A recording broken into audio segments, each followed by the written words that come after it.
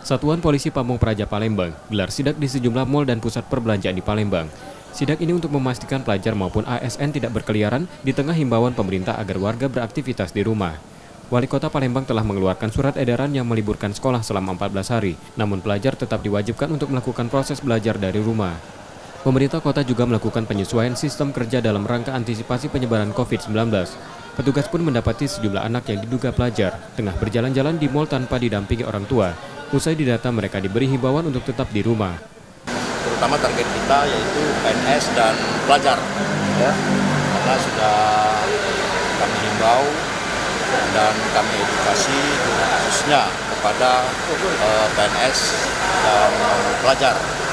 Dan setelah kami cek di lapangan, ternyata masih banyak juga pelajar-pelajar yang masih tetap berkeliaran.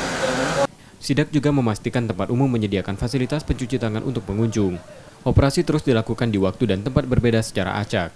Rizky Nurmizan, Kompas TV, Palembang.